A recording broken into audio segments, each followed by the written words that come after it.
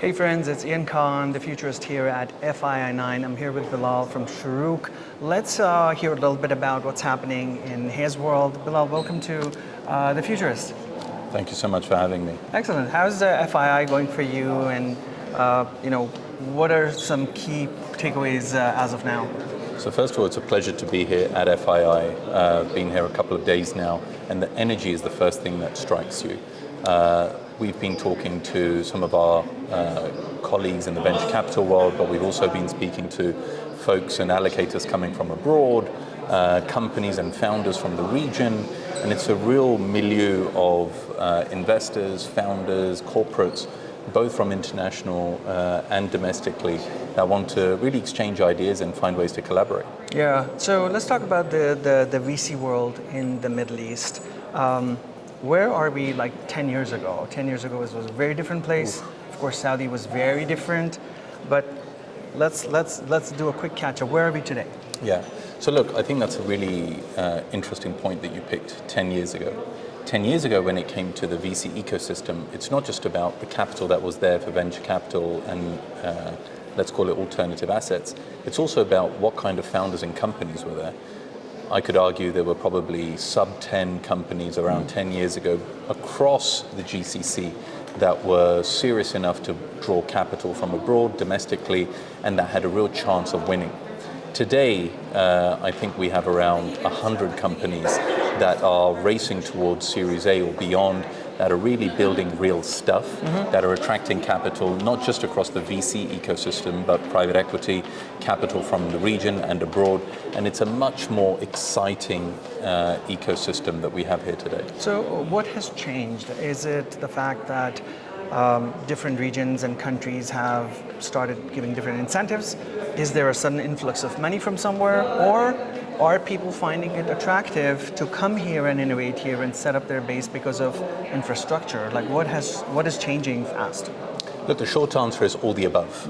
So if I go back to your 10-year framework, 10 years ago, Saudi wasn't where it is today.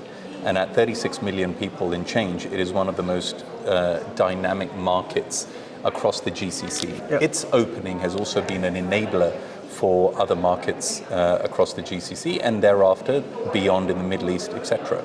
That has allowed more funds to come to the region, build partnerships with allocators here, which gives them a mandate to also invest in the region.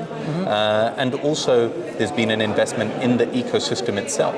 What do you need as a founder today, certainly across the technology stack to build, is you need infrastructure, you need talent, you need support from investors, you also need value creation from the community.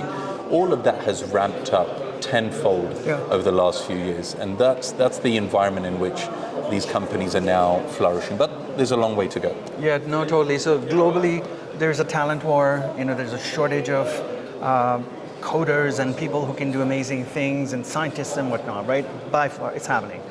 And this shift from the main centers of excellence, the Harvards and the Stanfords and the Oxfords of the world, now talent is coming here. You see a lot of incredible people who are setting up shop here, putting their startups here. What's your outlook? What do you see happen in the next, let's say 5 years? Do you think it's going to get better? You also have international universities and institutions setting up in the Middle East. Where's that going? Look, universities, institutions, labs, these are all part of the traditional institutional set that attracts talent. But there's also more basic things around life and access, right? Today we're talking about some countries that are putting an end to immigration and the influx of talent coming from around the world. An H-1B visa is being mooted to now cost $100,000, which is going to be borne by companies. In that global environment, to actually have a region where you're being much more proactive about inviting talent over, providing them with golden visas or green visas or conditional ownership into assets to actually live, breathe and thrive here, that is a fundamental shift. Thereafter, of course, all the other institutions that you mentioned, from universities to labs to support, this is all important, but it first starts with an inviting environment, an inviting culture. Of course. And today, across Saudi, the UAE, across the region, you actually have governments, the private sector, that are actually actively saying, if you're the best and brightest at what you do, especially in technology, come here, we invite you in, and we will provide you with the environment to build and succeed. Of course, you also see a lot of government-backed incubators. There's funding is available, infrastructure is available, of course, private equity as well, venture capital as well. Do you think it's the markets are stable enough for more funding to flow in and the pool is increasing? Like, what do you see happen over, in terms of allocation? Well, look, you're a futurist, and so let me give you a futurist take. I don't think that we are any longer in an environment where capital is the sufficient condition, right? Capital today in the region is a necessary condition, but actually you now need to have a value creation strategy.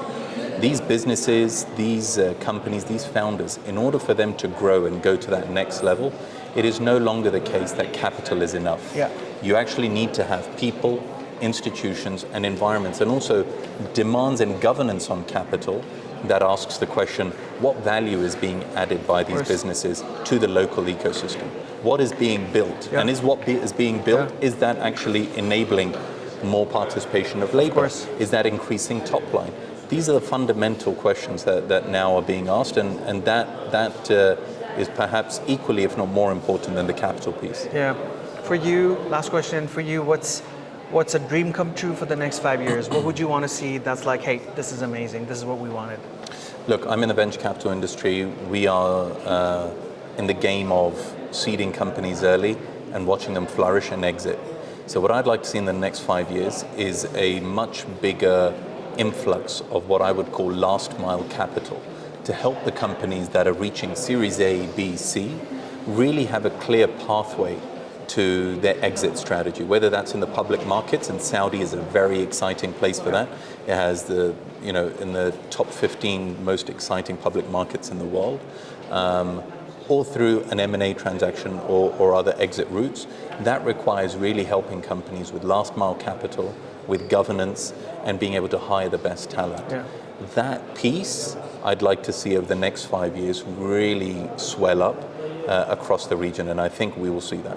Amazing. Well, thank you so much, Bilal, for sharing your insights with us. We really loved it, and wish you all the best in the upcoming future. Thank you so for much. having me. Thank you. Appreciate it. Thank you.